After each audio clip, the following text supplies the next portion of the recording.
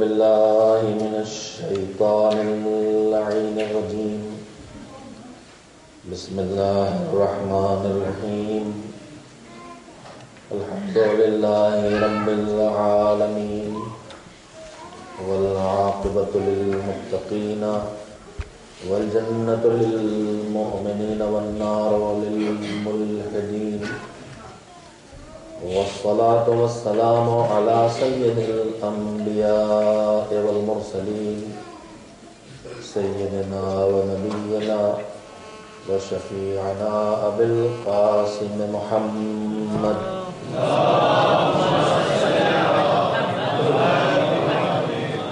وآل الطيبين الطاهرين المعصومين المظلومين، واللعنة الدائمة الباقية على أعدائهم أجمعين من الآن إلى يوم الدين.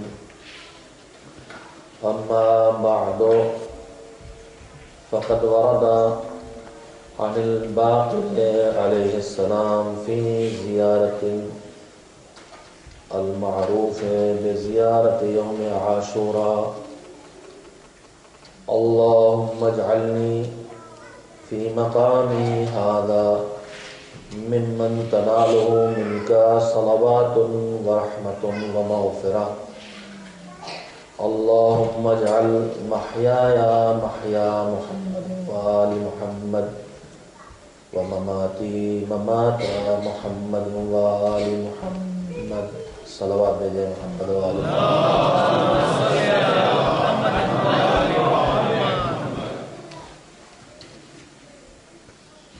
1431 ہجری کا آغاز ہو چکا ہے، اور آج کا جو دن گزرا ہے ماہ محرم کی پہلی تاریخ تھی. اس عزاخانے میں ماہ محرم کے پہلے عشرے کے سلسلے میں عنوان کلام، جس کی اطلاع آپ کو مل چکی ہے، یہ قرار دیا گیا ہے کہ زندگی کے مسائل اور اہل بیت علیہم السلام کے تعلیمات.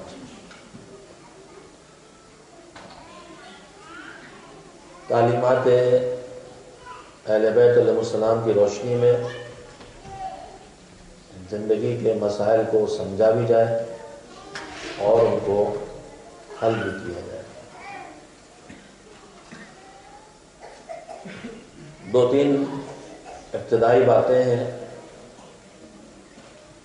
جو اصل موضوع یعنی جو ہماری زندگی کے مسائل ہیں ان پر گفتگو شروع کرنے سے پہلے، اور زندگی کے ان مسائل کے سلسلے میں اہل البیت علیہ السلام کے تعلیمات ہمیں کیا بتا رہے ہیں، ان کے ارشادات اس سلسلے میں ہماری کیا ہدایت کرتے ہیں، اور ان کی سیرت اور ان کا کردار ہم سے کیا کہتا ہے. ایک ایک مسئلہ حیات پر، ایک ایک زندگی کے مسئلے پر گفتگو کرنے سے پہلے 2-3 ابتدائی باتیں آپ حضرات کی خدمت میں کہنا چاہتا ہوں تاکہ آپ اسے ذہن نشین کر لیں اور گفتگو آسان ہو جائے. سب سے پہلی بات کہ مسائل سے مراد کیا ہے.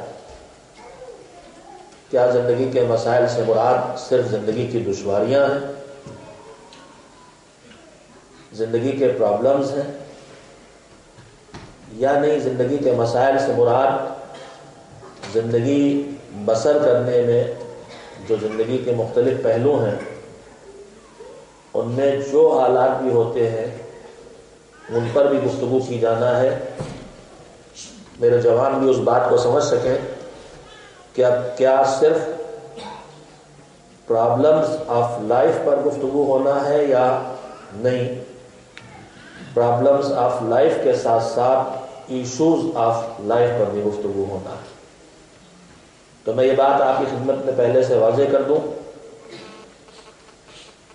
کہ صرف زندگی کے مشکلات، جن دشواریوں سے ہم دوچار ہیں، صرف ان کا تذکرہ یہاں نہیں کیا جائے گا، بلکہ زندگی کے ہر رخ اور ہر پہلو کے سلسلے میں، چاہے ہم اسے دشواری سمجھتے ہوں اور چاہے ہماری نگاہ میں وہ زندگی کا کوئی مسئلہ نہ ہو، ان پر گفتگو کی جائے گی۔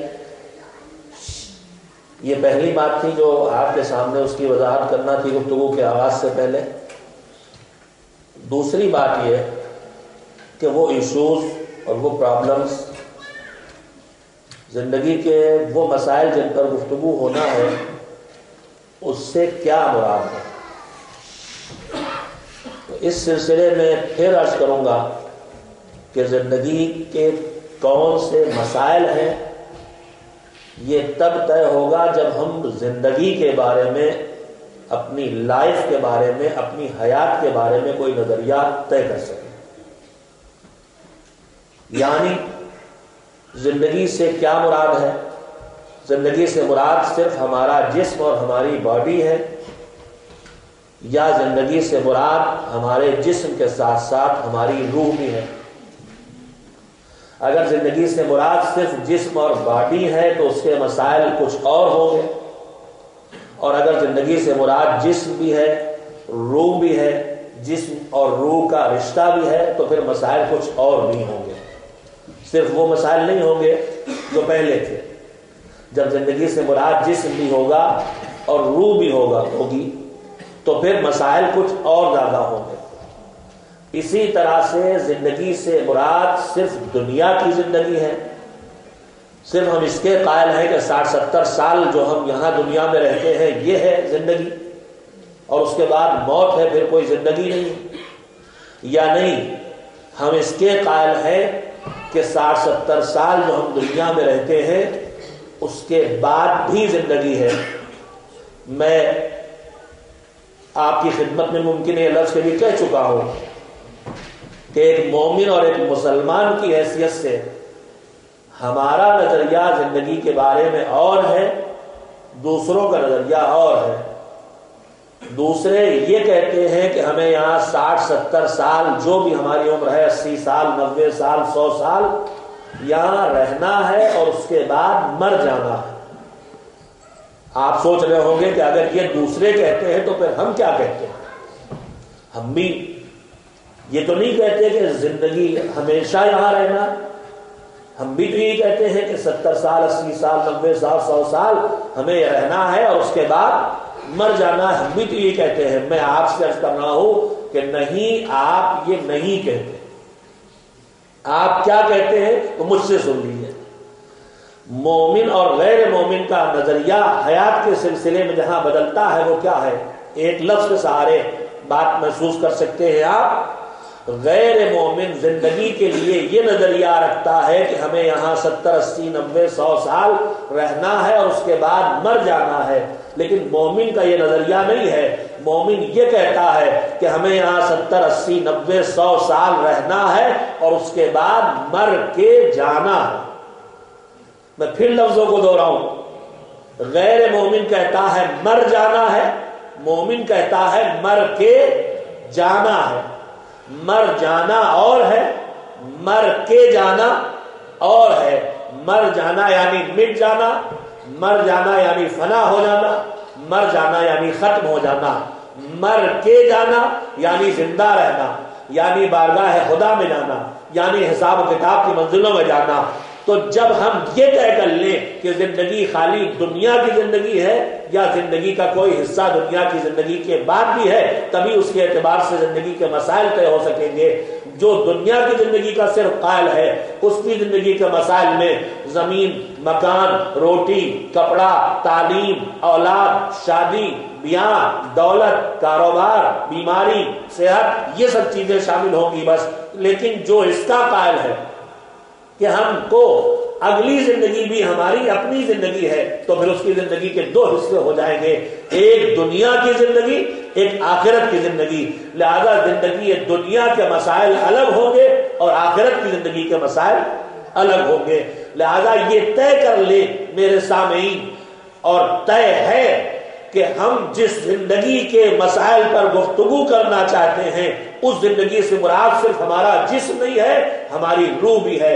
اس زندگی سے مراد صرف ہماری دنیا نہیں ہے، ہماری آخرت بھی ہے.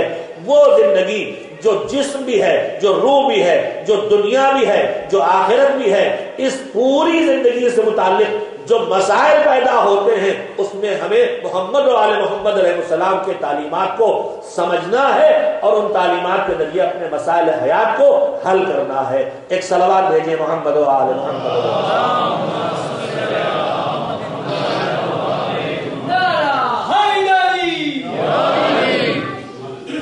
پہلی گزارش میں نے آپ حضرات کی خدمت میں یہ تھی کہ مسائل سے مراد کیا ہے.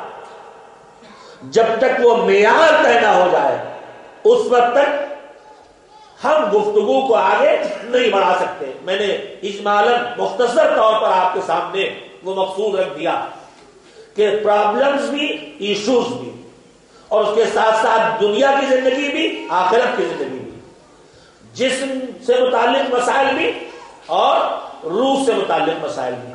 اب اس کے بعد جو دوسرا سوال جو گفتگو کو آگے بڑھانے سے پہلے جس کی طرف توجہ کی ضرورت ہے، اور آج میں اس سلسلے میں زیادہ گفتگو آپ کی خدمت میں کروں گا ایک ایک مسئلے پر گفتگو سے پہلے. اور کل بھی میں نے جب اپنی گفتگو کا آغاز کیا تھا گزارش کی تھی کہ جو باتیں میرے دماغ میں ہیں، جو میں سوچ سکتا ہوں، آپ کے درمیان آتے جاتے ایک طویل عرصہ گزر گیا. میں نے کل عرض کیا تھا کہ انسانی زندگی کی کچھ مسائل وہ ہیں جو مشترک ہیں، ان میں جہاں بھی انسان ہو اس کے ساتھ وہ مسئلہ ہے. مثلا دنیا کی زندگی میں کھانا پانی مسئلہ ہے، مثلا آخرت کی زندگی میں حساب و کتاب مسئلہ ہے. لیکن یہی کھانا پانی پاکستان میں رہنے والے کے لیے الگ مسئلے ہیں، انگلینڈ میں رہنے والے کے لیے الگ مسئلے ہیں.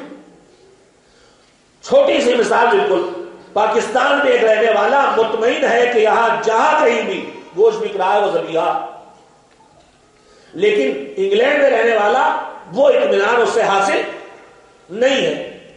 تو مسلمان وہ بھی ہے، مسلمان یہ بھی ہے، انسان وہ بھی ہے، انسان یہ بھی ہے، لیکن علاقے بدلنے کی وجہ سے مسائل بدل رہے ہیں. تو میں نے گزارش یہ کی تھی کہ جو میں محسوس کر سکوں گا وہ میں آپ کے سامنے ان موضوعات پہ گفتگو کروں گا، لیکن اگر آپ اس میں میری مدد کریں گے تو یقیناً یہ میری مدد ہوگی کہ آپ جن مسائل پر ضرورت محسوس کرتے ہیں کہ یہاں کی سوسائٹی میں، یہاں کے معاشرے میں، یہاں کے جوانوں کے لیے، یہاں کے بچوں اور بچیوں کے لیے، یہاں کے بزرگوں کے لیے، یہاں کے مردوں کے لیے، یہاں کی عورتوں کے لیے جن موضوعات پر گفتگو کی ضرورت ہے اور محمد و آل محمد علیہ السلام کے تعلیمات کو پیش کیے جانے کی ضرورت ہے، میری نشاندہی فرمائے، میری رہنمائی فرمائے، تاکہ وہ موضوعات پر اپنی مثال بھر گفتگو کر کے اہل بیت علیہ السلام کے ارشادات اور ان کے کردار کی روشنی میں ان مسائل کے حل کو پیش کر سکوں. دوسرا مسئلہ جس کی طرف آگے بڑھنے سے پہلے توجہ دینے کی ضرورت ہے کہ اگر زندگی کے مسائل پیش نظر ہیں تو اہل بیت ہی کے تعلیمات کیوں؟ اہل بیت ہی کے تعلیمات کیوں آخر؟ حل کرنا ہے ہمیں، سمجھنا ہے ہمیں، ان مسائل کی دشواریوں کو دور کرنا ہے، ان مسائل میں زندگی کو صحیح راستے پہ چلانا ہے. تو آخر اہل بیت ہی کے تعلیمات کیوں؟ یہ موضوع کیوں منتخب کیا گیا؟ زندگی کے مسائل اور دنیا کے تجربے کار حاکموں کے تعلیمات کیوں نہیں رکھا گیا؟ زندگی کے مسائل اور دنیا بھر میں جو فلاسفر ہیں ان فلسفیوں کے تعلیمات، زندگی کے مسائل اور جو لوگ سماج اور معاشرے کے ماہرین ہیں ان کے تعلیمات. تو کوئی اور موضوع کیوں نہیں انتخاب کیا گیا؟ اور اگر دنیا والوں میں کسی کا انتخاب نہیں کیا گیا تو دین والوں میں اکیلے اہل بیت تو نہیں. زندگی کے مسائل اور اصحاب پیغمبر کے تعلیمات، اہل بیت پیغمبر کے تعلیمات کیوں منتخب کیے گئے؟ تو سب کو چھوڑ کے اہل بیت پیغمبر کے تعلیمات کی روشنی میں زندگی کے مسائل طے کیے جائیں، یہ موضوع کیوں منتخب کیا گیا؟ اہل بیت ہی کیوں آخر؟ میں نے عرض کیا ہے کہ دنیا میں اور تعلیم یافتہ طبقے بھی ہیں، دنیا میں فلسفی بھی ہیں، دنیا میں سیاستدان بھی ہیں، دنیا میں حکام بھی ہیں، بڑے بڑے ملکوں کو چلا رہے ہیں، جو ملکوں کی حکومت چلا رہے ہیں، ان سے مسائل زندگی کو کیوں نہ حل کرایا جائے؟ جو بڑی بڑی یونیورسٹیز میں ساری زندگی جنہوں نے پڑھایا ہے، عمرانیات پڑھائے ہیں، معاشیات پڑھائے ہیں، سماجیات پڑھائے ہیں، ان سے زندگی کے مسائل کو کیوں نہ حل کرایا جائے؟ تو آخر اہل بیت ہی کا انتخاب کیوں کیا گیا ہے؟ میرے عزیزو، ایک صلوات پہلے بھیجے محمد والے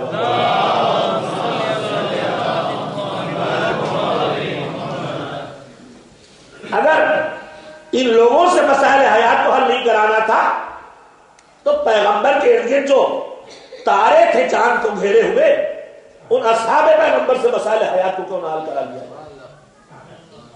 آخر حیات کے لیے جو مسئلے ہیں کیا وہ حل کرنے کی صلاحیت نہیں رکھتے؟ تو میں اس سلسلے میں آپ کی خدمت میں عرض کروں کہ اللہ نے دی ہے زندگی، جس نے زندگی دی ہے اسی نے زندگی کے مسائل کا حل بھی دیا ہے۔ جب حل اسی نے دیا ہے تو اس کے دیے ہوئے حل کو، زندگی کے مسائل میں اس کی دی ہوئی رہنمائی کو، زندگی کے مسائل میں اس کے دیے ہوئے ہدایات کو حاصل کرنے کی یہ جگہیں جو مختلف جگہوں سے ہمیں آپ کو دکھائی دے رہی۔ یہ پروفیسر صاحب جو آج پڑھا رہے ہیں یہ پیدا تو نہیں ہوئے تھے، انہوں نے سیکھا ہے، تو علم کہاں سے حاصل کیا؟ اس سلسلے کو ڈھونڈتے چلے جائیے گا تو آخر میں جا کے اس پہلے انسان پہ علم جا کے رکے گا جس کا نام آدم ہے اور جو اللہ کے پاس سے علم لے کے آیا تھا۔ تو آج زمین پر جتنا علم ہے وہ نبیوں کے ذریعے آیا ہوا، اسے انسانوں نے نبیوں سے لیا ہے اور پھیلایا ہے۔ آج زمین پر جتنی حکومتیں ہیں یہ حکومت کا سلیقہ نبیوں سے لیا ہوا، جو کچھ ہے وہ سب اللہ کا پیغام جو نبیوں سے لیا ہوا۔ اور جب نبوت کا سلسلہ اپنے اختتام پہ پہنچا اور آخری پیغمبر حضرت محمد مصطفیٰ صلی اللہ علیہ وآلہ وسلم قیامت تک کے لیے ہدایت کی ذمہ داری دے کے زمین پہ بھیج دیا، تو اس وقت اس پیغمبر کے آنے کے بعد اللہ نے امت پہ جو ذمہ داریاں رکھی ان میں سے ایک ذمہ داری یہ تھی کہ تمہیں اپنی زندگی کا آئیڈیل طے کرنا ہے۔ لقد کان لکم فی رسول اللہ اسوۃ حسنۃ لمن کان یرجو اللہ والیوم الآخر وذکر اللہ کثیرا۔ اللہ کا یہ حکم صراحت سے یہ کہہ رہا ہے کہ تمہیں زندگی کے ہر پہلو میں، لقد کان لکم، تمہارے لیے، اسی نہیں کہا کہ تمہاری مذہبی زندگی کے لیے، قید نہیں لگائی اس نے، اللہ نے یہ نہیں کہا ہے کہ تمہاری مذہبی زندگی کے لیے پیغمبر نمونہ، تمہارے لیے، چاہے تم مسجد میں ہو تو بھی، چاہے تم دکان پہ کھڑے ہو تو بھی، چاہے تم جاب کر رہے ہو تو بھی، چاہے تم دسترخوان پہ ہو تو بھی، چاہے تم بستر پہ ہو تو بھی، زندگی کے ہر پہلو کے لیے اللہ ہم سے کہہ رہا ہے کہ زندگی کے ہر پہلو کے لیے لقد کان لکم، تمہاری زندگی کے ہر پہلو کے لیے فی رسول اللہ اسوۃ حسنہ، اللہ کے رسول میں آئیڈیل اور نمونہ موجود ہے۔ اللہ ہماری رہنمائی کر رہا کہ میں تمہیں زندگی کے مسائل کا حل تلاش کرنا ہے، تمہیں آئیڈیل ڈھونڈنا ہے، تو وہ آئیڈیل ہے پیغمبر خدا، اللہ کا رسول ہماری زندگی کے لیے آئیڈیل ہے۔ زندگی کا کوئی مسئلہ پیدا ہو، دنیا کی زندگی ہو، آخرت کی زندگی ہو، جسمانی مسئلہ ہو، روحانی مسئلہ ہو، میری ذاتی زندگی کا مسئلہ ہو، معاشرے اور سوسائٹی کا مسئلہ ہو، خاندان کا مسئلہ ہو، کوئی بھی مسئلہ ہو، اللہ کا رسول ہے آئیڈیل۔ میں آپ کی خدمت میں عرض کر رہا تھا کہ اہل بیت ہی کیوں، آئیڈیل پیغمبر خدا، ہمیں سیکھنا ان سے ہے۔ اب کیسے سیکھیں؟ پیغمبر ہم سے صدیوں دور، ہم نے نہ انہیں دیکھا، نہ ہم نے ان سے کوئی بات سنی، نہ ہم نے ان سے براہ راست کوئی سبق پڑھا، نہ ہم نے ان کا خطبہ سنا، نہ ہم نے ان کے پیچھے نماز پڑھی، نہ ہم نے ان کے ساتھ بیٹھ کے دسترخوان پہ کھانا کھایا، نہ ہم ان کے ساتھ میدان جنگ لڑنے کے لیے گئے، نہ ہم ان کے ساتھ بازار گئے، نہ ہم نے یہ دیکھا کہ کافروں کا کے ساتھ برتاؤ ان کا کیسا تھا، جب وہ کفار سے ملاقات کرتے تھے تو کیسے، جب کوئی دوست اور احباب میں کوئی آتا تو پیغمبر کا برتاؤ کیا تھا، امیروں کے ساتھ سلوک کیا تھا، غریبوں کے، ہم نے تو کچھ دیکھا ہی نہیں، تو ہم کیسے سیکھیں؟ کہا تم نے نہیں دیکھا، لیکن کچھ لوگوں نے تو دیکھا ہے، جنہوں نے دیکھا ہے ان سے سیرت پیغمبر سیکھو۔ ہم نے جب ڈھونڈنا شروع کیا کہ پیغمبر سے کس نے سیکھا، پیغمبر کو کس نے دیکھا، پیغمبر سے کس نے زندگی کے سبق لیے، تو ہمیں 3 طرح کے لوگ نظر آئے۔ میں آپ کی خدمت میں عرض کروں کہ اہل بیت ہی کیوں، جو میں نے سوال اٹھایا ہے اس کی وضاحت کر رہا ہوں۔ تو ہمیں حیات پیغمبر کے سمجھنے والے، حیات پیغمبر کے دیکھنے والے، حیات پیغمبر میں اپنی زندگی بسر کرنے والے 3 ناموں سے لوگ دکھائی دیے۔ ایک اصحاب پیغمبر، ایک ازواج پیغمبر، اور ایک اہل بیت پیغمبر۔ پیغمبر کے دوست، ساتھی، چاہنے والے، محب، صحابی، یہ لوگ ہیں جنہوں نے پیغمبر کو دیکھا، پیغمبر سے سیکھا، پیغمبر کی زندگی انہیں دیکھنے کو ملی۔ کسی کو بہت لمبی زندگی پیغمبر، جس نے اسلام کے شروع ہوتے ہی دین قبول کر لیا، اس نے پیغمبر کی زندگی اتنی پائی، جو وفات سے پہلے مسلمان ہوا اس نے اتنی زندگی نہیں پائی، مگر پیغمبر کی کچھ نہ کچھ زندگی ہر ایک نے پائی، جو بھی اصحاب پیغمبر ہیں۔ تو پیغمبر کے اصحاب نے دین ان سے دیکھا، ان کو پیغمبر کو دیکھا، پیغمبر سے سیکھا۔ اسی طرح سے ازواج پیغمبر، سب برابر نہیں ہے ازواج پیغمبر میں، جس سے پیغمبر نے آغاز میں شادی کی، جس نے سب سے زیادہ لمبی مدت گزاری پیغمبر کے ساتھ، اور جس سے بعد میں ہوئی، سب کی عمریں الگ الگ، فاصلے الگ الگ، لیکن بہرحال سب نے کچھ نہ کچھ سیکھا۔ تو ازواج پیغمبر، پیغمبر کی بیویاں، ان سے سیرت سیکھی جا سکتی ہے۔ اصحاب پیغمبر، پیغمبر کے دوست، ان سے سیرت و کردار پیغمبر سمجھا جا سکتا ہے۔ اور تیسرے پیغمبر کے گھر والے، اہل بیت پیغمبر، ان سے بھی سیکھا جا سکتا۔ ہم نے تاریخ میں ڈھونڈا، ہم نے فہرست بنائی، اہل بیت کون کون، اصحاب، ازواج کون کون، اصحاب کون کون۔ ہم نے اہل بیت کی گنتی لکھ لی، ہم نے ازواج کی بھی لکھ لی، لیکن جب اصحاب کی باری آئی تو اصحاب کی تعداد لاکھوں میں پہنچی۔ تو ہم نے سوچا کہ یہ لاکھوں لوگ زیادہ آسان ہے ان سے سمجھنا، ایک نہیں ملے گا، دوسرا بتائے گا، دوسرا نہیں بتائے گا، تیسرا بتائے گا، کچھ تو زیادہ بتانے والے ہوں گے تو زیادہ سیکھنے کو مل جائے گا۔ ہم نے اصحاب پیغمبر کو منتخب کر لیا سیرت پیغمبر سمجھنے کے لیے۔ ہم گئے اصحاب پیغمبر کے پاس، ہم نے ایک ایک سے پوچھنا شروع کیا، پیغمبر نماز کیسے پڑھتے تھے؟ کہا ایسے پڑھتے تھے۔ کس وقت نماز پڑھتے تھے؟ کہا اس وقت نماز پڑھتے تھے۔ وہ بتاتے جا رہے ہیں، ہم سیکھتے جا رہے ہیں۔ پیغمبر روزہ کب رکھتے تھے؟ کہا کیسے رکھتے تھے؟ ایسے۔ کس وقت پڑھتے تھے؟ اس وقت۔ پیغمبر میدان جنگ میں کیا کرتے تھے؟ جب گھمسان کا رن پڑتا تھا تو کیا ہوتا؟ ہم پوچھتے جا رہے ہیں، وہ بتاتے جا رہے ہیں۔ جب کوئی کافر ملنے آتا تھا سیرت پیغمبر کیا ہوتی؟ جب کوئی سربراہ آتا تھا پیغمبر کا کردار کیا ہوتا؟ غریبوں کے ساتھ پیغمبر کا سلوک صاف بتاتے چلے جا رہے ہیں۔ ہم نے پوچھتے پوچھتے ایک مرتبہ رخ بدلا۔ ہم نے کہا اتنی دیر سے ہم آپ سے پوچھ رہے ہیں مسجد میں پیغمبر کی سیرت کیا ہوتی تھی، مسجد خزا میں پیغمبر کی سیرت کیا ہوتی تھی، میدان جنگ میں پیغمبر کی سیرت کیا ہوتی تھی، بازار میں پیغمبر کی سیرت کیا ہوتی تھی۔ ذرا یہ بتائیے کہ پیغمبر رات میں بستر پر سوتے کب تھے، اٹھ کب جاتے تھے؟ جیسے ہی ہم نے کہا، اصحاب پیغمبر نے کہا بھائی یہ نہ بتا پائیں گے، سوتے کب تھے، اٹھ کب جاتے تھے، یہ ہم نہ بتا پائیں گے، یہ ہے گھر کی بات، ہم ہیں باہر والے، ہم نہیں بتا سکتے۔ ہم نے کہا پیغمبر راتوں کو اٹھ کے ان کی سیرت کیا تھی، نماز شب کیسے پڑھتے تھے، سجدوں میں دعا کیسے کرتے تھے؟ کہا یہ ہم نہ بتا پائیں گے، یہ گھر کی بات ہے، ہم باہر والے۔ ہم نے کہا اچھا چلو گھر کی بات ہے، ان کے پاس چلے۔ ہم آئے ازواج پیغمبر کے پاس، پیغمبر کی بیویوں سے ہم نے پوچھنا شروع کیا، سوتے کیسے تھے؟ ایسے۔ بستر کیسا تھا؟ ایسا، چٹائی کا بستر جس پر لیٹ جاتے تھے تو اٹھتے تو پشت مبارک پر چٹائی کے نشان دکھائی دیتے۔ کل راتوں میں اٹھ کے تاریکی میں نماز پڑھتے تھے، سجدے کرتے تھے، گریا کرتے تھے، رویا کرتے تھے۔ اصحاب پیغمبر کے بعد ہم نے ازواج پیغمبر سے گھر کی باتیں پوچھی اور انہوں نے گھر کی باتیں بتانا شروع کی۔ کھانا ایسے کھاتے تھے، بیٹی کے ساتھ یہ برتاؤ تھا، ازواج کے ساتھ یہ سلوک تھا، سب بتاتی چلی گئی۔ ہم نے کہا ذرا یہ تو بتائیے کہ جب جب گھمسان کا رنگ میدان جنگ میں پڑتا تھا تو پیغمبر کی صورت اس وقت کیا ہوتی؟ بس جیسے ہی ہم نے گھر سے نکل کے باہر کی بات شروع کی تو ازواج نے کہا دیکھو ہم گھر کے رہنے والے ہیں، ہم گھر کی بات جانتے ہیں، ہم سے باہر کی بات نہ پوچھو۔ تو ہم نے اصحاب پیغمبر سے پوچھا تو کہا ہم سے گھر کی بات نہ پوچھو، باہر کی باتیں ہم بتائیں گے۔ ہم نے ازواج پیغمبر سے پوچھا، کہا ہم سے باہر کی باتیں نہ پوچھو، ہم گھر کی باتیں بتائیں گے۔ اصحاب اور ازواج کے بعد ہم چلے گئے اہل بیت پیغمبر کے پاس۔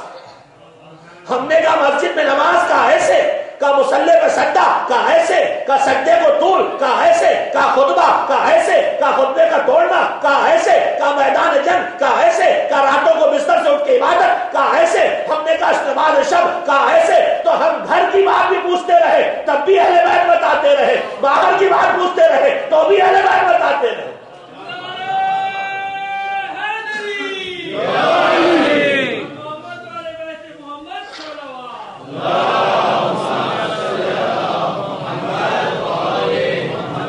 تو ہم نے یہ دیکھا کہ اگر ہمیں حیات و سیرت و کردار پیغمبر کو مکمل طور پر پانا ہے تو نہ اصحاب پیغمبر سے ملنے والی ہے، نہ ازواج پیغمبر سے ملنے والی ہے، یہ صرف اہل بیت پیغمبر سے ملنے والی ہے، جنہوں نے پیغمبر کی گود میں آنکھیں کھولی اور جن کی گود میں پیغمبر نے آنکھیں بند کی۔ بس ہم نے دامن اہل بیت پکڑ لیا کہ مکمل سیرتیں آپ محمد و آل محمد لینا ہے تو انہی کے سہارے ملنے والی۔ ایک صلوات بھیجئے محمد و آل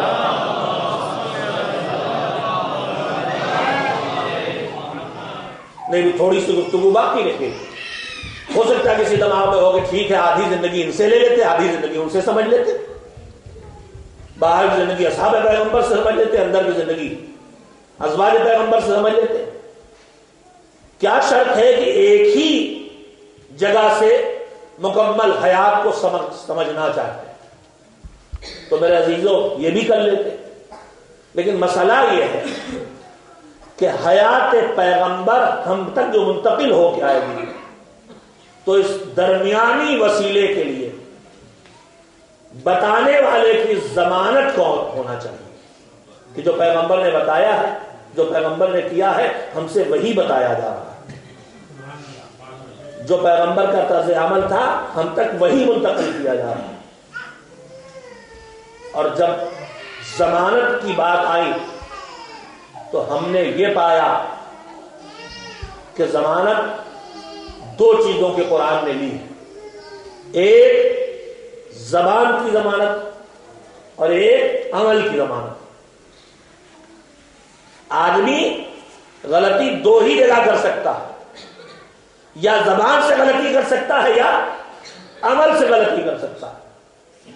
اب جو ہم نے دیکھا تو زبان و عمل کی ضمانت کے بعد اس سے بھی ایک اور اونچی ضمانت مجھے ملی، قرآن کے سہارے آپ کی خدمت میں عرض کر رہا ہوں۔ کون سی ضمانت؟ یہ بتائیے، ہم آپ مسلمان ہیں، مسلمان ہونے کی وجہ سے ہم بہت سی چیزیں اپنے لیے طے کر لیتے ہیں کہ ہمیں یہ کرنا ہے اور ہمیں یہ نہیں کرنا ہے، اس لیے کہ اللہ کا حکم ہے، طے کر لیتے ہیں۔ جو واجبات ہیں، نماز پڑھنا ہے، روزہ رکھنا ہے، مجلس میں آنا ہے، دین کی پابندی کرنا ہے، قرآن کی تلاوت کرنا، طے کر لیتے ہیں کرنا ہے ہم کو۔ اسی طرح سے بہت سے کام ہیں جن کے لیے طے کر لیتے ہیں کہ یہ کام ہمیں نہیں کرنا، شراب نہیں پینا، جوا نہیں کھیلنا، بدکرداری نہیں کرنا، دھوکہ نہیں دینا، جھوٹ نہیں بولنا۔ تو کتنے ایسے کام ہیں جنہیں ہم طے کر لیتے ہیں کہ یہ کرنا ہے، انہیں کرتے ہیں، اور یہ نہیں کرنا ہے اور انہیں نہیں کرتے۔ لیکن میں ایک فطری بات آپ سے کہنا چاہتا ہوں کہ کسی کام کا نہ کرنا انسان کے قابو میں ہے۔ کانوں میں آواز آ رہی ہے گانے کی، اچھی لگ رہی ہے، ہم نے کان ادھر سے ہٹا لیے کہ نہیں سننا، کر لیتے ہیں، کر سکتے ہیں، کر لیتے ہیں۔ نگاہ اٹھی، پرکشش چہرے پہ پڑی، شیطان روک رہا ہے، نگاہ ہم نے جھکا لی، کر لیتے ہیں۔ گفتگو ہو رہی تھی، زبان بولنے والی تھی، چٹخارے والی گفتگو چلتے چلتے کسی کی برائی پہ زبان کھلنے والی تھی، غیبت ہونے والی، ایک دم سے یاد آیا غیبت حرام ہے، روک لیا ہم نے زبان کو، رک گئی زبان۔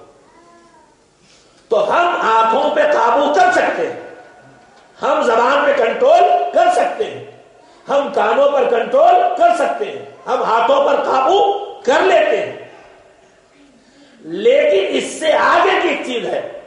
میں اس کی مثال اس طرح دیتا ہوں کہ ماہ مبارک رمضان سے مثال کے طور پر، رمضان جاڑوں میں بھی پڑتا ہے، رمضان گرمیوں میں بھی پڑتا ہے، اب دھیرے دھیرے گرمیوں کی طرف جا ہی رہا۔ کچھ بزرگ یہاں بیٹھے انہوں نے ایک رمضان گرمیوں کو گزارا ہوگا، اب ایک انشاءاللہ گزاریں گے، اور نہیں گزارنا چاہتے ہیں تو ایک ہی راستہ ہے بس، لمبی عمر کی دعا کریں گے تو رمضان گرمی میں گزارنا پڑے گا۔ ایک درمیانی راستہ اور نکل آئے گا کہ زندہ تو رہیں مگر اتنے بیمار کہ روزہ نہ رکھنا پڑے۔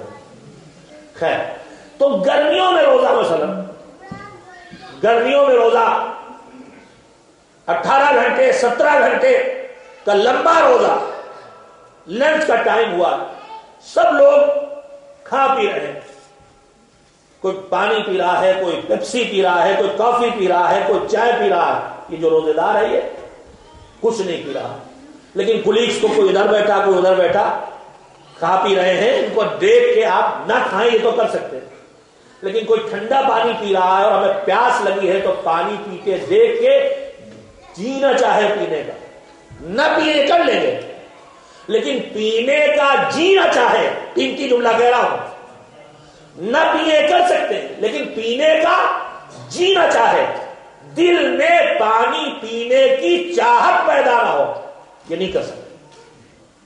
کتنے ایسے کام ہیں گناہ ہونے کی وجہ سے خیال آتا ہے آدمی نہیں کرتا، میں نے اس کی مثال دی۔ تو میں نے مثال کس چیز کی دی؟ یہ کہنے کے لیے کہ ہم اپنے عمل پہ تو قابو کر سکتے ہیں لیکن اپنی چاہت پر ہمارا قابو نہیں ہوتا۔ میں نے اہل البیت کو کیوں منتخب کیا؟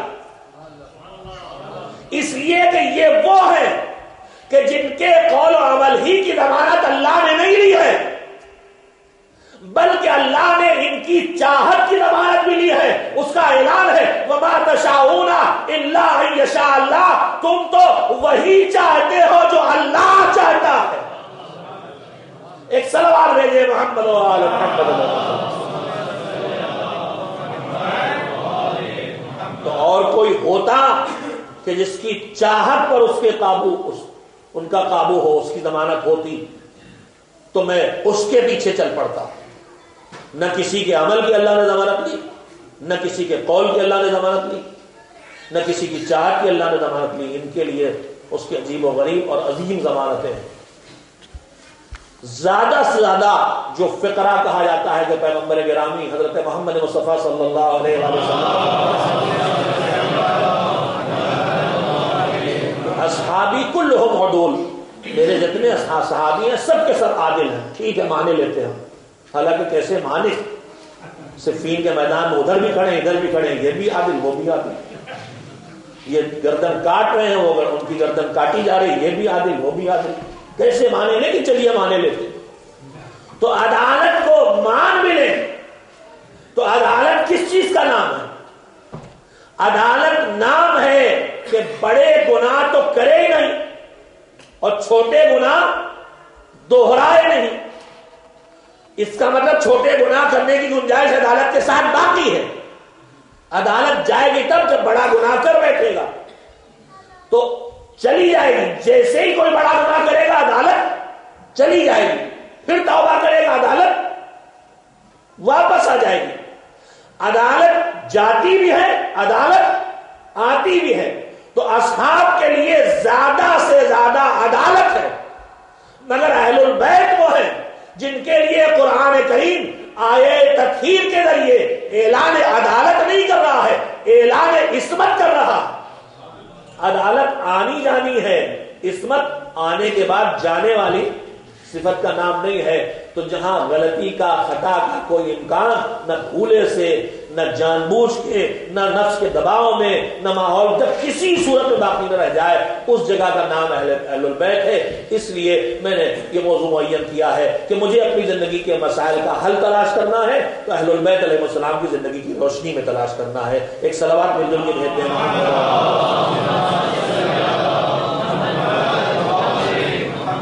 اور اب آج کی آخری بات، کل سے موضوع کے اعتبار سے ایک موضوع پر گفتگو کی جائے گی جو آپ سے خصوصیت سے کہنا چاہتا ہوں، اپنے بھائیوں سے بھی، اپنے بہنوں سے بھی۔ ہمیں کس سے سیکھنا ہے؟ محمد و آل محمد علیہ السلام سے۔ ہمیں اپنی زندگی کے مسائل کا حل کہاں تلاش کرنا ہے؟ تعلیمات و سیرت و کردار اہل البیت علیہ السلام ہے۔ مسئلہ یہ ہے اہل البیت کون ہے، اس کے سکھانے کی ضرورت نہیں ہے، نہ بتانے کی ضرورت ہے۔ پیغمبر گرامی اور ان کی نسل میں آنے والی ان کی بیٹی اور 12 ائمہ علیہ السلام۔ میں جس مسئلے کی طرف آپ حضرات کی خدمت میں آپ کی توجہ حاصل کرنا چاہتا ہوں اور گزارش کرنا چاہتا ہوں وہ یہ ہے کہ صرف پنجتن پاک اہل البیت نہیں، پنجتن پاک کے بعد چوتھے امام سے لے کے آخری امام حضرت ولی اعظم عجل اللہ تعالی فرجہ شریف سب کے سب اہل بیت پیغمبر ہیں۔ مجھے اس موضوع پر بحث نہیں کرنا، اگر کسی کو اس پر گفتگو ہے، کوئی مسئلہ اس کے سوال اس کے دماغ میں ہے، مجھ سے دریافت کر سکتا ہے، مجھے اس وقت گفتگو نہیں کرنا۔ اہل البیت سے مراد اس میں بھی باقاعدہ علمی موضوعات ہیں اور ان پر تفسیروں میں مکمل بحث اور کلام کی کتابوں میں بھی کہ آیا اہل البیت سے مراد ازواج نبی ہیں یا دوسرے لوگ ہیں یا پیغمبر کی اولاد کون ہے کون ہے نہیں۔ بہرحال ہم آپ جس پر شہدا میں بیٹھے اس وقت ان سے میری گفتگو ہے کہ اہل البیت سے مراد پنجتن پاک اور ان کے بعد چوتھے امام سے لے کے آخری امام تک۔ اب میں ایک بہت نفسیاتی بات ہے، ان سب سے ہمیں سیکھنا ہے۔ ایک انسان وہ ہے کہ جو حیات پیغمبر ہی میں اسے موت آ گئی، ایک انسان وہ ہے مسلمان کہ جو حیات پیغمبر میں پائی اس نے اور اس کے بعد اس کی موت مولا علی کے دور میں آ گئی۔ ایک انسان وہ ہے جو امام حسن مجتبی کے دور میں پیدا ہوا اور سید الشہداء کے دور میں اس کو موت آ گئی۔ تو انسان اور مسلمان تو پیدا ہوتے جا رہے ہیں نا۔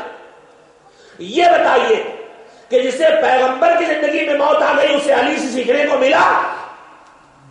نہیں، اسے صرف حیات پیغمبر ملی۔ لیکن جسے مولا علی کی زندگی میں جسے موت آئی اسے پیغمبر سے بھی سیکھنے کو ملا، علی سے بھی سیکھنے کو ملا۔ جسے پانچویں امام کے دور میں موت آئی، پیدا ہوا مثلا چوتھے امام کے دور میں، موت آئی پانچویں امام کے دور میں، دو اماموں سے براہ راست سیکھا اور اس سے پہلے جو گزرے ہاتھی ان سے ان کی سیرت بیان کرنے والوں کے ذریعے سیکھا۔ تو اسے پانچویں امام کے دور میں موت آئی تو 7 معصومین سے سیکھنے کو ملا، چھٹے امام کی حیات سے سیکھنے کو نہیں ملا نا۔ قیمتی بات ہے جو کہنا چاہتا ہوں میرے عزیزوں، میں وہ بات کہنا چاہتا ہوں جس کے بعد ہمیں اللہ کے بارگاہ میں سجدہ ریز ہونا چاہیے شکر کرنے کے لیے۔ جو 8ویں امام کے دور میں اٹھ گیا اسے 9ویں امام سے سیکھنے کو نہیں ملا، جو 10ویں امام کے دور میں زندگی سے جدا ہو گیا اسے 11ویں امام سے سیکھنے کو نہیں ملا۔ یہ اس کریم پروردگار کا انتہائی کرم ہے کہ اس نے ہمیں اس زمانے کے امام کی زندگی میں بھیجا ہے کہ جس کی زندگی کے ساتھ ساتھ اس کے بزرگوں کے ساتھ پورے 14 معصومین سے زندگی کے سبق سیکھنے کا موقع نصیب ہوا۔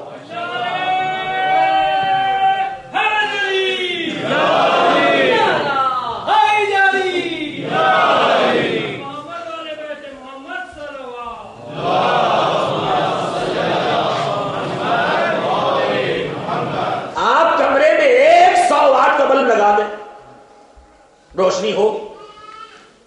پھر 100 واٹ کا بلب اور لگا دیں، روشنی بڑھے گی کہ نہیں بڑھے گی؟ پھر 100 واٹ کا بلب اور لگا دیں، روشنی اور بڑھے گی نا۔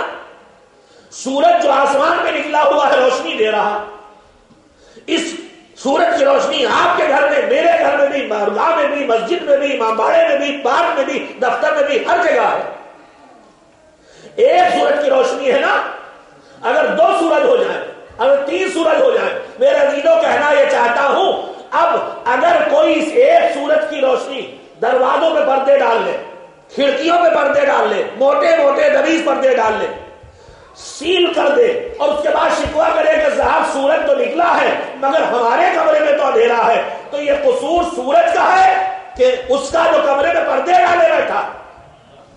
آپ سے پہلے قصور اس کا ہے جو پردے ڈالے بیٹھا ہے۔ میرے عزیزوں، ہمارے پاس ہدایت کا ایک سورج نہیں ہے، 14 سورج ہیں۔ ہماری زندگی میں کتنی تیز روشنی ہونا چاہیے۔ اب اگر اس کے بعد بھی کہیں کوئی اندھیرا ہے، جہالت کا اندھیرا ہے، بغض کا اندھیرا ہے، بیماریوں کا اندھیرا ہے، تندرستی کا اندھیرا ہے، اختلافات کا اندھیرا ہے، تو ان سورجوں کی کمی نہیں ہے، یہ گناہوں کے پردے ہیں جو روشنیوں کو روک رہے ہیں۔ توبہ کر کے گناہوں کے پردے ہٹاتے چلے جاؤ، ہدایت کے سورجوں کا نور تمہارے گھروں میں داخل ہوتا چلا۔ ایک سلوات دیتے محمد و آل محمد۔ ہمارے پاس 14 سورج ہیں، ایک سورج اتنا بڑا ہو کہ بھی بہت چھوٹا ہے وہ سورج۔ کتنا چھوٹا ہے ہمارے 14 سورجوں کے مقابلے میں؟ ان میں وہ ہیں کہ نہیں ہیں جو اشارہ کریں تو یہ پلٹ آتا ہے، تو وہ کتنا چھوٹا ہے؟ اتنا چھوٹا ہو کہ اتنی روشنی دیتا ہے۔ تو جس کی مرضی پر یہ سورج چلے، ایسے آفتاب ہمارے پاس ہوں، اور اس کے بعد ہماری زندگیوں میں اندھیرے اگر ہیں تو یہ کمی ہماری ہے۔ یہ فرش عزا بہترین مہلت ہے، یہ ایام عزا بہترین گنجائش کا زمانہ ہے۔ یہ حسین اور حسین کے ساتھیوں کی قربانیاں جو ہماری زندگی میں، ہماری مردہ زندگی میں ایک روح پھونک کے اسے پھر زندہ کر دیتی ہے۔ بہکا ہوا آدمی اس پر شہدا پہ واپس آنے لگتا ہے، راستے سے ہٹتا ہوا آدمی اس پر شہدا کی وجہ سے صراط مستقیم پہ واپس آنے لگتا ہے۔ عجیب و غریب طاقت دی ہے اللہ نے حسین کی قربانی میں، اور اس کا بہترین فائدہ یہی ہے کہ ہم اس پر شہدا پہ بیٹھ کے جب ہمارے دل باتوں کو سننے کے لائق ہو جاتے ہیں۔ روایات میں فقرہ آپ نے پڑھا ہوگا کہ دعا کرنے کے لیے یہ سکھایا گیا ہے کہ دل نرم ہو تب دعا کرو، دل نرم ہو تب دعا کرو، اور اگر دل نرم نہ ہو تو دل کو نرم کرنے کے لیے کوئی مصیبت یاد کرو۔ حتیٰ کہ یہ تک کہا گیا ہے روایات میں کہ اپنی ہی کوئی مصیبت، مرحوم ماں، مرحوم بابا، کوئی جو دنیا سے رخصت ہو گئے، ان کو یاد کرو، ان کو یاد کر کے جب دل نرم ہو جائے تب دعا کرو۔ نرم دل سے نکلی ہوئی دعا بارگاہ خدا میں جاتی ہے۔ اسی طرح سے اچھی بات بھی دل جب سخت ہوتا ہے تو اس پہ اثر نہیں کرتی۔ آپ کچی مٹی میں پانی ڈالیں فوراً مٹی جذب کر لیتی ہے، آپ پتھر کے ٹکڑے میں پانی ڈالیں تو چٹک کے پانی بکھر جاتا ہے، پتھر اسے جذب نہیں کرتا ہے۔ دل کی صورت بھی یہی ہوتی ہے، دل کبھی سخت ہوتا ہے تو پتھر کی طرح کہ اچھی بات کو قبول نہیں کرتا، نرم ہوتا ہے تو خاک کی طرح کہ ہر اچھی بات کو جذب کر لیتا ہے۔ دل کو نرم کرنے کے لیے ہمارے پاس جتنا بڑا ذریعہ اور وسیلہ ہے کہیں نہیں ہے۔ یہ حسین کے تذکرے ہمارے دلوں کو نرم کر دیتے ہیں، یہ حسین کی یاد میں بہتے ہوئے آنسو بہتے جاتے ہیں رخسار پر، لیکن دل کی سیاہی کو دھوتے چلے جاتے ہیں۔ بس بہترین وقت ہے کہ ہم محمد و آل محمد کے تذکروں اور ان کے کردار کی روشنی کے ذریعے اپنے کردار کو منور کر سکیں، اپنے گھروں میں دین کا پیغام پہنچا سکیں، جس کے لیے کربلا میں حسین نے اتنی عظیم قربانی دی۔ آج محرم کی پہلی تاریخ گزر گئی، 2 محرم کی شب شروع ہو گئی۔ میں نے کیا تھا کہ کل مختصر سا تاریخچہ میں نے پڑھا تھا کہ 22 رجب کو جب امیر شام جہنم واصل ہوا ہے، اور اس کے بعد یزید تخت حکومت میں بیٹھا اور مطالبہ بیعت کیا گیا، تو یہ مطالبہ حسین تک بھی پہنچا۔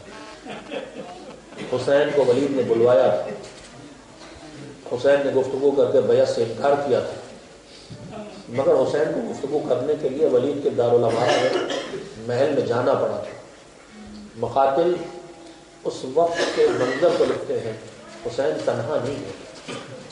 حسین جب جانے لگے تو سارے بنی ہاشم ان کے ساتھ تھے، محمد حنفیہ، ابو الفضل عباس، مسلم بن عقیل،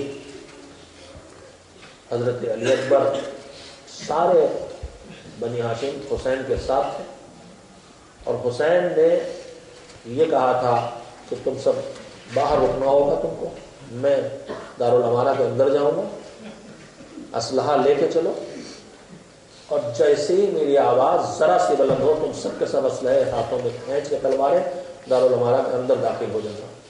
یعنی حسین تنہا نہیں گئے، اور حسین دشمن کے مقابلے کی تیاری کا انتظام کر کے گئے، اگر حسین پر کوئی حملہ کیا جاتا ہے تو اس کا مقابلہ کیا جا سکے۔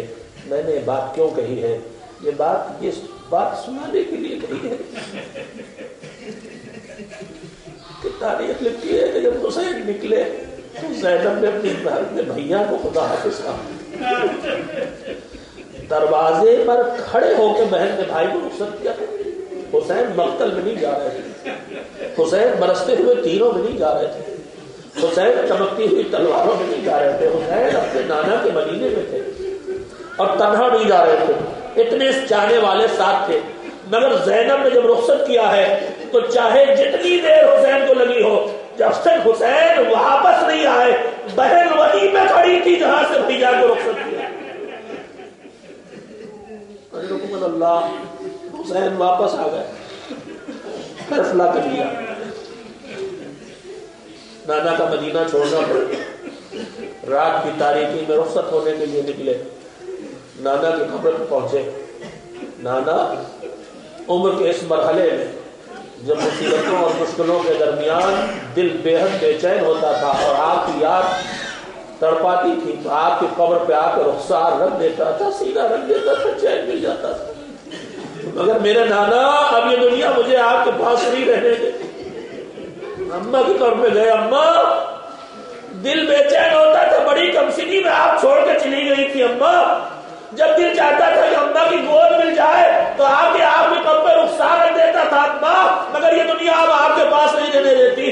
بھیا، ارے جب تنہائی کا احساس ہوتا تھا تو آپ کی قبر پہ آ جاتا تھا، لگتا تھا بھائی کے سینے سے لگ گیا، مگر بھیا یہ دنیا اب یہاں رہنے نہیں دیتی۔ حسین نے مدینہ چھوڑا، مکے گئے، مکہ چھوڑا، قافلے کو لے کے نکلے، راستے میں مسلم ابن عقیل کی شہادت کی خبر ملی، اور یہاں تک کہ قافلہ اس زمین پر پہنچ گیا جہاں گھوڑا رک گیا، گھوڑے نے قدم بڑھانے سے انکار کر دیا۔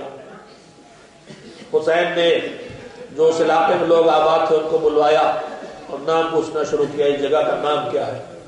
کسی نے کہا اس زمین کو نینوا کہتے ہیں، کہا دوسرا کوئی نام ہے، کہا اس زمین کو ماریا کہتے ہیں، کہا اور بھی کوئی نام ہے، کہا اسے شط فرات بھی کہتے ہیں، کہا اور بھی کوئی نام ہے، کہا اسے کربلا بھی۔ تو کربلا کا لفظ آیا، حسین نے کہا ہاں یہ زمین کرب و بلا ہے، یہی ہماری گردنوں پہ سوکھی گردنوں پہ خنجر چلیں گے، یہی ہمارا خون بہے گا۔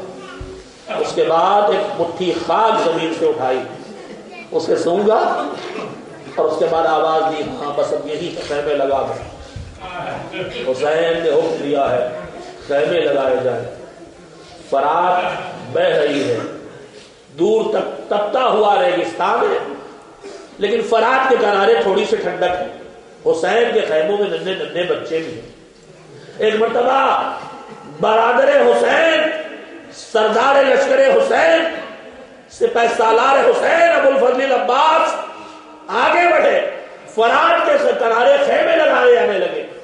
خیمے لگ رہے تھے کہ ایک مرتبہ لشکر عزیز نے رکاوٹ پیدا کر دی، ہم فرات کے کنارے خیمے نہ لگنے دیں گے۔ عباس نے ایک مرتبہ قبضہ شمشیر پہ ہاتھ ڈال دیا، ارے میرے ہوتے ہوئے کسی کی مجال، میرے ہوتے ہوئے کسی کی مجال کہ میرے آقا کے خیمے فرات سے دور تپتی ہوئی ریت پہ صحرا میں لگائے جائیں۔ حسین نے دیکھا، میں نے قدم قدم پہ بھیا کو روکا ہے، اب یہ میرے روکنے کا وقت نہیں ہے۔ جب حسین لے کے کاندھوں پہ چلے تھے، جوان بھائی لے کے کاندھوں پہ چلے تھے، حسن مجتبیٰ کے جنازے کو لے کے چلے تھے تاکہ رسول اللہ کے پہلو میں دفن کر دیں، اس پر بھی لاش کو روکا گیا تھا، ہم رسول کے پہلو میں دفن نہ ہونے دیں گے۔ عباس نے قبضہ شمشیر پہ ہاتھ ڈال دیا تھا، میرے ہوتے کس کی مجال ہے؟ حسین نے پشت پہ ہاتھ رکھ کے روک دیا تھا۔ اب یہ مرحلہ آیا، حسین نے بہتر جانا زینب کا سہارا لیا جائے، کہا بھیا کو روکو۔ زینب نے فضہ کو بھیجا، بھیا آقا آپ کو آپ کی بہن نے طلب کیا ہے۔ زینب کے پاس ابو الفضل عباس آ گئے، بہن کیا بات ہے؟ کہا میرے بھائی تپتی ہوئی ریت میں خیمے لگانا